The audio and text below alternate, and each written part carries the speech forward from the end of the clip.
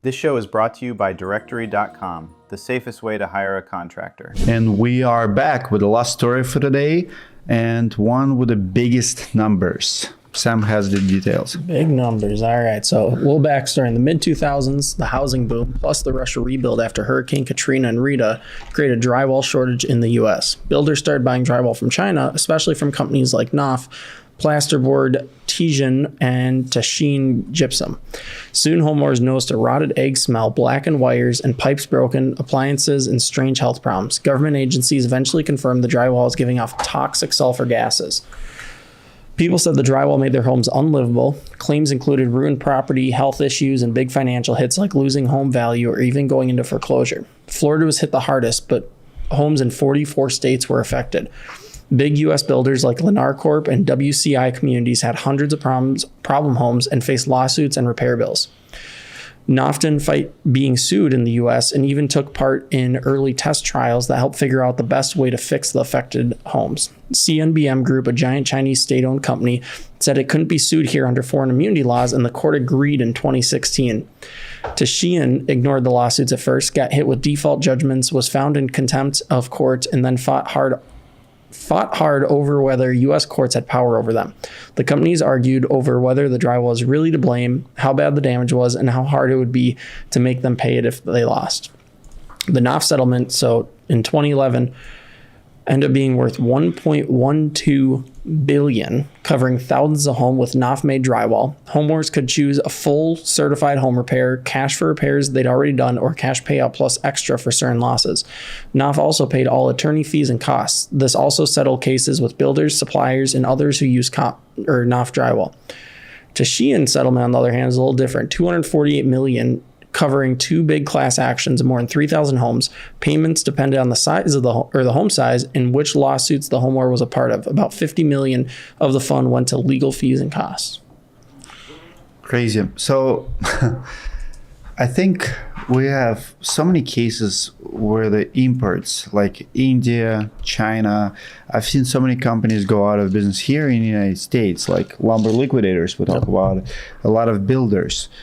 I'm actually importing products from China, India, Canada, and I feel like it's my liability. I'm putting my name on it, but it's a risk you take, and you have to control the quality. My challenge here is legal system. How is it possible that you cannot come, like what kind of immunity do they have to sell product here, to do business here, but not be able to prosecute? It's like they have no liability. They could go as fast as they want. Yeah, it's crazy, isn't it? I mean, there's no international court to have any district over this stuff, so they can ship their stuff in and call it a day. There's no accountability whatsoever. So who do you think should be responsible? And the only way it's possible is because we're so desperate because we don't produce anything ourselves, and we need to, like, demand is demand, right? Like, and I get it. If you're the homeowner, and I'm a builder, I come to you, it's like, hey man, nobody can build a house right now. I can build a house, but I have to import something from China, like drywall or floors. Are you okay with it? Like, if you want a home build, you're like, okay, is it the same quality? Yeah, likewise, like kind of. Ish. I mean, like, there's no quality control. Like, or you don't know what quality control looks like because you haven't been there. Like, I've been in my factories, like I know what they're producing, but. Well, I think that's a little different too, though, right? Like for you, you're talking about putting your name, your brand, your reputation on it, right? So you have a certain level of accountability to it versus these corporations. We see the same thing over again where they do things, and then when people find out about it and gets revealed, then they go, well, you can't hold us accountable, and what are you going to do? Sue us, go back and forth. To Jack's point, still end up making out with a win, right? Still made money on it. I mean, did Knauf know that the stuff had asbestos in it, or it was a problem, or no? It was gases. Sulfur gas. I mean, did they know there was a problem? We covered actually a story with the drywall in a previous show, and what it was they substitute like one of the materials they use. It's not what they usually use, but they could not get it, so they supplemented one of the, like, do you remember? Like a binder or something. Like a binder, like a rock. They were making from different area, and that's what caused all the problems. I mean, their cost to the shortcut. There's cost to saving, cheating, like when you go, like you will always pay higher price, almost always pay higher price when you're trying to cheap yourself. Yeah. I mean, I guess the problem is who knew? Who knew there was a problem? And did they accept that liability, and did they let that go through and just slide it underneath the rug? That's the problem there. I highly suspect that somebody somewhere in an office knew the stuff coming over was an issue, right? I'm guessing. Wouldn't you research your product? Somebody has to be in charge of researching the product, right? Well, the question is, if you're going to build a home in the U.S. with products from China, do those have to be held to that same ATS or ASTM standard that American products do? Yeah, 100%. You still have to pass the test. Yeah. So because there are building codes and all of that. Maybe the question is, we need that testing to be done more thoroughly, right? In these other areas where materials are coming from, because it sounds like, that's not what ASTM tests exactly for, right? Is chemicals coming out, but there should be, if America is going to allow you to sell stuff here and America wants to hold you accountable for it, well, America should also set a testing standard to catch a lot of this once it's been reviewed. In the roofing industry, it's actually very, very strict. And the reason I know, because we have roofing underlayment and, it costs like sometimes 10, 15, up to $50,000, like for Florida, like to get approvals, wind uplifts, like there's a lot of tests you have to do and it costs money, but it's the only way to do it.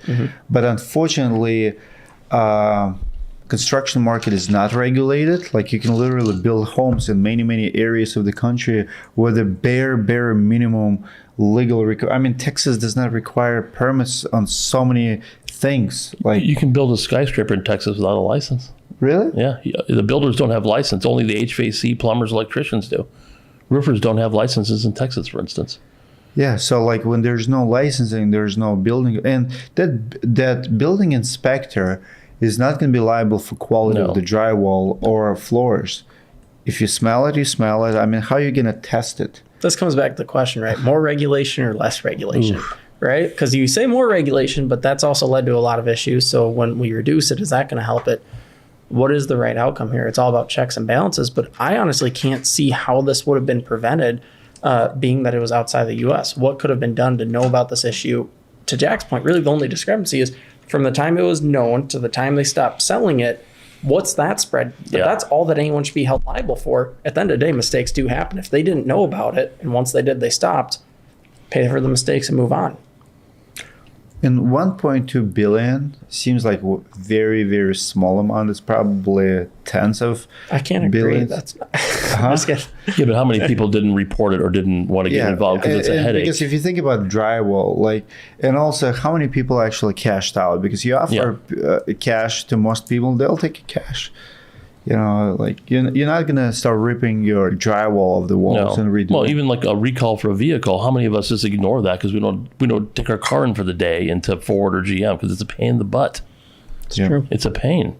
Even more of a pain if you know it's going to be ripping apart your house. And also back to the point from the last time, though, the average house is trading hands every 7 years, right? So let's say it's trade hands twice. Is that person even going to be able to see who the builder was or know how to? You guys know how to find who the builder was and go through the records, but most people would have no clue. They would probably pay it out of pocket or sell the house and hope the next person doesn't figure it out. Here's what I learned about this country as an immigrant over the years.